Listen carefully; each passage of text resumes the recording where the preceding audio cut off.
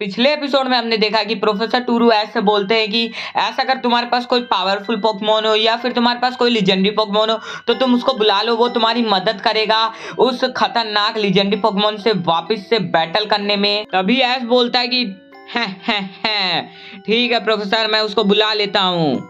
अब आगे और आपने अगर पिछले एपिसोड्स नहीं देखे हैं तो डिस्क्रिप्शन में मैंने इस पूरी प्लेलिस्ट दे रखी है इसकी ऐप सीरीज की। देखते हैं कि ऐस एक खुले मैदान में जाता है और चिल्लाने लगता है, सोलगैलियो मुझे तुम्हारी जरूरत है, आ जाओ।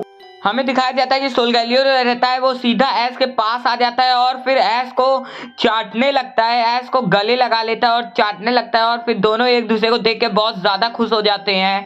तभी ऐस जो रहता है वो सोलगैलियो को अपने पूरे प्लान के बारे में बताता है और सोलगैलियो से पूछता है क्या सोलगैलियो उसका साथ देगा इस सफर में उसके। तभी सोलगैलियो ऐस को चाटता है और ऐस समझ जाता है कि सोलगैलियो उसका साथ देना चाहता है। तभी ऐस बोलता है चलो सोलगैलियो हम लोग करके दिखाते हैं। फिर ऐस को सोलगैलियो बोलता है कि मेरे ऊपर पोकेबॉल फेंको। फिर ऐस उसके ऊपर पोकेबॉल फेंक के सोलगैलियो को भी पकड़ लेता है।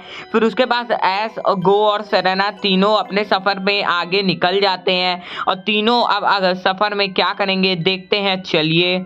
फिर से तीनों जो मशीन रहती है, घड़ी रहती है, उसके बटन को एक साथ दबाते हैं उसके नोजल को और तीनों एक साथ टाइम ट्रेवल करने लगते हैं। तीनों के सामने एक बहुत सफ़ेद रोशनी आती है। फिर वो तीनों फिर से एक नीले नीले पाइप के अंदर से गुजर रहे होते हैं और उनके दिमाग में ये सब हो रहा होता है और उनको समझ में नहीं आ रहा था फिर से कि ये क्या हो रहा है और उनको समझ में आ जाता है कि ये पक्का कोई प्रोसेस है टाइम ट्रेवल की। और फिर वो लोग जैसे ही बाहर पहुँचते तो उनको आसमान दिखाई देता है और फिर वहाँ पास हमें अंधेरा छा जाता है और फिर उन तीनों को दिखाया जाता है हमें और वो तीनों जमीन पे पड़े होते हैं। उन तीनों की आंखें खुलती है। फिर हमें दिखाया जाता है ऐस, गो और सेरेना इधर उधर देखते हैं तो वहाँ का माहौल बहुत ज्यादा शांत था और वो बहुत ज्यादा पुराने समय की फील दे रहा था। तभी ऐस, गो और सेरेना तीनों समझ जाते हैं कि वो लोग पक्का पास्ट में पहुंच चुके हैं। तभी उनके पास एक आदमी आता है और बोलता है कि पूछता है कि तुम लोग यहाँ क्या कर रहे हो, तुम लोग कौन हो आखिरकार, तुम लोग के कपड़ों से और रहन सहन से तो लग नहीं रहा कि तुम लोग इस समय के हो। तभी गो और सेरेना बोलने ही वाले थे कि हम लोग फ्यूचर से आए हैं। तभी ऐसा हमारा कूद के बोलता है कि अरे नहीं नहीं, हम लोग तो वहां से आए, कैंटो रीजन से, जो बगल का गांव है, वहां के लोगों का कपड़े और रहन सहन का तरीका यही है। आप वहां पास गए नहीं होगे, यहाँ से वो थोड़ा दूर है ना, इसलिए शायद आपको वहां के बारे में ना पता हो। तभी वो आदमी बोलता है अच्छा तो ठीक है बच्चों, लेकिन तुम लोग यहाँ किस काम से आए हो ये तो बताओ मुझे। तभी ऐस बोलता है कि हम लोग यहाँ पे प्रोफेसर सादा से मिलने आए हैं क्योंकि हम लोग को एक डॉक्यूमेंट्री बनानी है पार्डियन टॉरस के ऊपर, वो कैसे रहते हैं, कैसा उनका रहन सहन है। तभी वो आदमी बोलता है अच्छा तो ठीक है बच्चों, चलो मैं तुम लोगों को प्रोफेसर सादा के पास लेके चलता हूँ। तभी ऐस, गो और सेरेना तीनों उस आदमी के पीछे जाते। तभी वो आदमी उन लोगों को एक ऐसी जगह ले जाता है जहाँ पास वो लोग देखते हैं कि एक बहुत ज्यादा पुरानी साइंटिफिक लैब दिख रही होती है, मतलब वो जैसे एक एशियन टाइम की लैब हो। तभी वो आदमी ऐस, गो और सेरेना तीनों को अंदर ले जाता है और वो बोलता है कि मैडम ये आपसे मिलना चाहते थे। तभी प्रोफेसर सादा बोलती हैं कि तुम लोग यहाँ क्यों आए हो, चलो बताओ मुझे। तभी ऐस अपने पूरे प्लान के बारे में बताता है। तभी प्रोफेसर बोलती है कि रुक जाओ ऐस, तुम्हें एक लड़की सब कुछ बता देगी पार्डियन टॉरस के बारे में, मैं उसे बुलाती हूँ, नेमोना इधर आओ। नेमोना उधर आती है। तभी प्रोफेसर बोलती है कि तुम इन लोगों को पार्डियन टॉरस के बारे में सब कुछ बता दो, इन लोगों को एक डॉक्यूमेंट्री बनानी है पार्डियन टॉरस के ऊपर, तो तुम इनका पूरा साथ देना और इनको सब कुछ समझा देना पार्डियन टॉरस के बारे में। तभी नेमोना बोलती है कि हे मैं हूँ नेमोना, तुम लोग कौन हो। तभी ऐस, गो और सेरेना तीनों अपने आप को इंट्रोड्यूस कराते हैं नेमोना को। तभी नेमोना बोलती है अच्छा तो ठीक है, चलो मेरे पीछे आओ। तभी नेमोना उन लोगों को एक मैदान में ले जाती है और पार्डियन टॉरसों से मिलाती है। तभी ऐस, गो और सेरेना तीनों पार्डियन टॉरस को देख के बहुत ज्यादा खुश हो जाते हैं क्योंकि इसका रंग और रूप बहुत ज्यादा अलग था सिंपल टॉरस से। तभी ऐस, गो और सेरेना तीनों मिलके एक डॉक्यूमेंट्री बना लेते हैं कि एशियन टाइम का पार्डियन टॉरस कैसे रहता था, उसका स्वभाव कैसा था और वो दिखने में कैसा था और वो कैसे कैसे अपना खाना खाता था और वो अपने झुंड के साथ कैसा करता था। उन्होंने पूरी डॉक्यूमेंट्री बना ली थी पार्डियन टॉरस के ऊपर। तभी ऐस, गो और सेरेना तीनों अपना काम कंप्लीट करके निकल ही रहे थे। तभी नेमोना पीछे से बोलते कि ऐस, गो और सेरेना तीनों रुक जाओ, मुझे ऐस से बैटल करनी है। तुम लोगों का तो काम हो गया। क्या ऐस तुम मुझसे अब एक बैटल करोगे? तभी ऐस बोलता है कि क्यों नहीं, मैं तुमसे एक बैटल जरूर करूंगा नेमोना, चलो एक बैटल करते हैं। नेमोना बोलती है कि ऐस मैं तुम्हारे सामने अपना तीनों पोकेमॉन्स को शो करना चाहूंगी।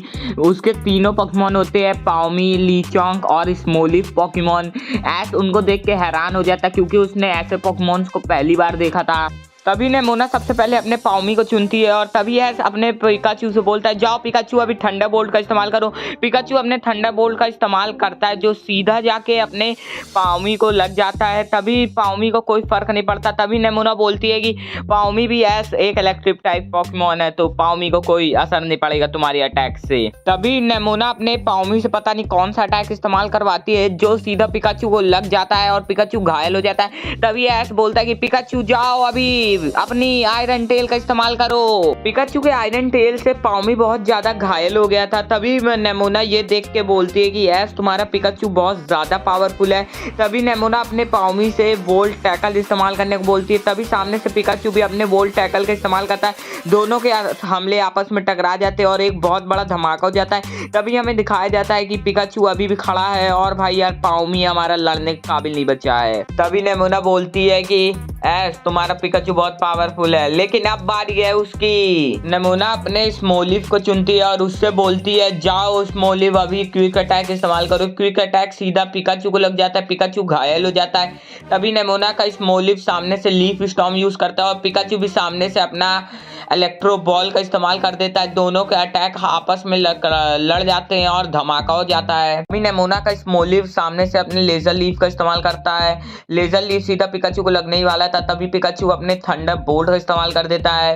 थंडर बोल्ट सीधा स्मोलिव को लग जाता है और स्मोलिव लड़ने के काबिल नहीं रहता और लेजर लीफ भी पिकाचू को लग जाता है और पिकाचू बहुत ज्यादा घायल हो जाता है। लेकिन ये मैच ऐस और पिकाचू जीत गए थे। तभी नेमोना ये देख के बोलती है ऐस तुम्हारा पिकाचू तो काफी पावरफुल है, इसने मेरे दो पोकेमॉन्स को हरा दिया। Oh my God. तभी ऐस, गो और सेरेना तीनों नेमोना को बाय कहते हैं और फिर से निकल जाते हैं हमारे प्रेजेंट के लिए। प्रेजेंट में क्योंकि उनको आप प्रोफेसर टूरो से मिलना था। तभी वो तीनों एक जंगल की तरफ बढ़ते क्योंकि उन तीनों को चुप्पे से प्रेजेंट में जाना था। तभी गो को म्यू दिख जाता है और गो म्यू के पीछे भाग जाता है और तभी ऐस के पास सेरेना आती है और पूछती है ऐस क्या तुम्हें कालोस की एंडिंग याद है जब तुम कालोस रीजन से वापस आ रहे थे कैंटो रीजन के लिए? तभी ऐस बोलता है हाँ सेरेना मुझे वो सब याद है। तभी सेरेना बहुत ज्यादा खुश हो जाती है। तभी फिर सेरेना पूछती है तो फिर क्या हुआ था ऐस हम दोनों के बीच? तभी ऐस बोलता है कि कुछ नहीं सेरेना, बस तुमने मुझे गुड बाय कहा था। तभी सेरेना बहुत ज्यादा गुस्से में आ जाती है और बोलती है ऐस तुम्हें कैसे नहीं याद हमने क्या किया था, याद करो, ये देखो फ्लैशबैक।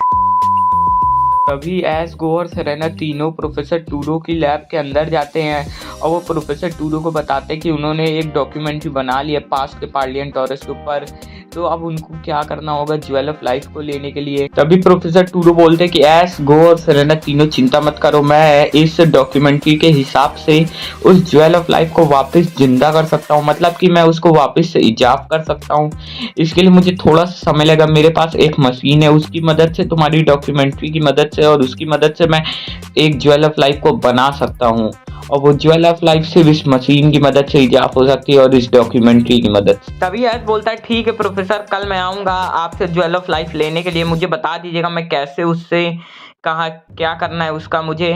और अब चालू होगी अतीत और समय की लड़ाई। पिछले एपिसोड में हमने देखा कि प्रोफेसर अपनी मशीन की मदद से ज्वेल ऑफ लाइफ को इजाफ करने लगते। तभी ऐस बोलता है कि प्रोफेसर जब ज्वेल ऑफ लाइफ बन जाए तो मुझे बता दीजिएगा, मैं आ जाऊंगा और मुझे बता दीजिएगा मैं उसका इस्तेमाल कैसे कर सकता हूँ। तभी प्रोफेसर बोलते हैं ठीक है ऐस, कल तुम आना, मैं तुम्हें दे दूंगा ज्वेल ऑफ लाइफ और मैं बता दूंगा इसका इस्तेमाल तुम्हें कैसे करना है। तभी ऐस बोलता है ठीक है प्रोफेसर, मैं कल आऊंगा आपके पास। तभी प्रोफेसर जो रहते हैं वो उस मशीन को चालू कर देते हैं और बोलते हैं कल तक इसका काम पक्का हो जाएगा।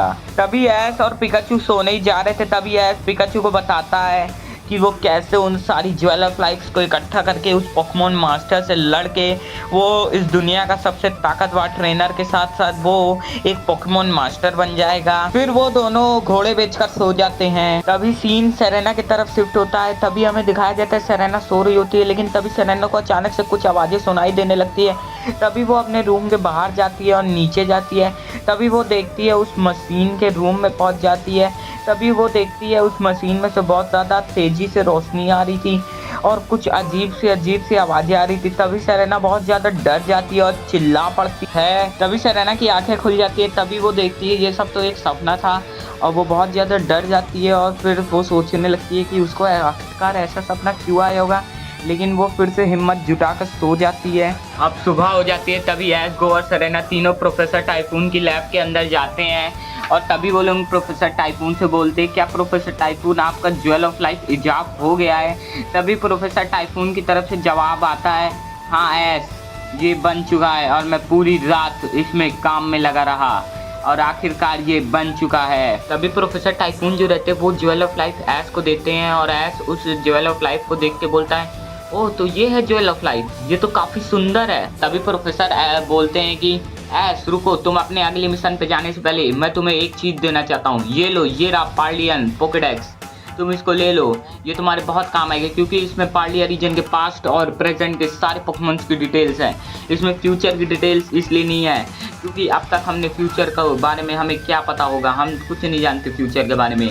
और इस पोकेडेक्स को तुम्हें फिल करना है जिसकी वजह से तुम्हें एक चीज़ मिलेगी और वो चीज़ होगी 7वां जेल ऑफ लाइफ। तो ऐसे तुम्हें इस पोकेडेक्स को पूरा फिल करना है, मतलब तुम्हें हर पोकेमॉन से बैटल करना है फ्यूचर के और पास्ट और प्रेजेंट के पार्लिया रीजन के। तभी ऐश उस पोकेडेक्स को देखकर बहुत ज़्यादा खुश हो जाता है और उसको हवा में उछालने लगता है। तभी वो पोकेडेक्स बोलता है, ए मुझे दर्द हो रहा है, तुम मुझे हवा में मत उछालो। तभी ऐश बहुत ज्यादा चौंक जाता है और बोलता है, ओह एक बोलने वाला पोकेडेक्स, ओह माय गॉड। तभी प्रोफेसर बोलते हैं ऐश से कि अच्छा तो ऐश तुम मुझे ये बताओ, तुमने अब तक कितने पोकेमॉन्स पकड़े पार्लिया रीजन के?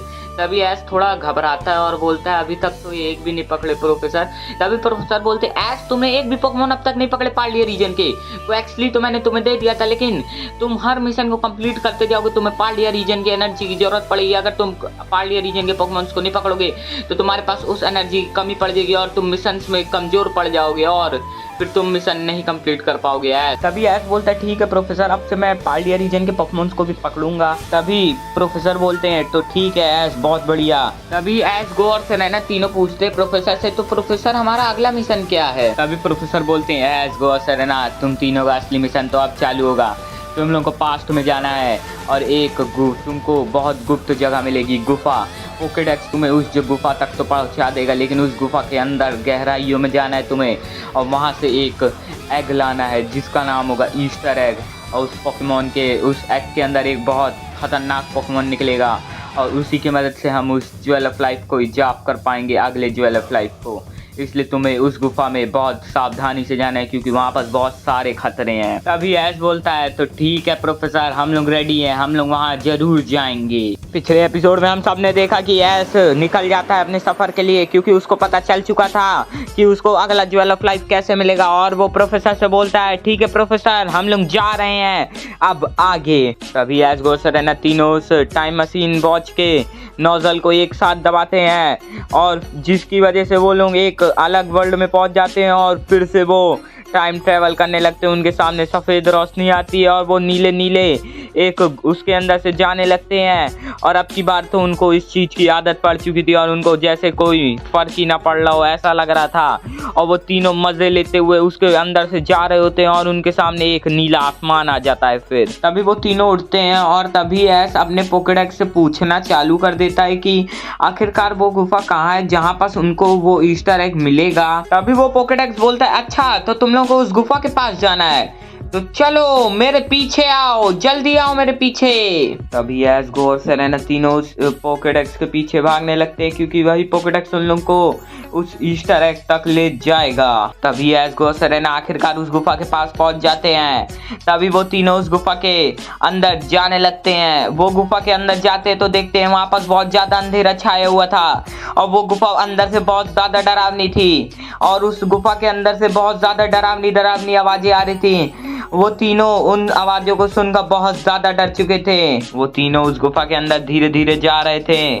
तभी वो तीनों एक सीढ़ी के पास पहुंचते हैं। वो तीनों सीढ़ी के ऊपर जाते हैं। तभी अचानक से उनके सामने से पता नहीं क्या चाहता है और वो तीनों बहुत ज्यादा डर चुके थे क्योंकि वो गुफा बहुत ज्यादा डरावनी थी।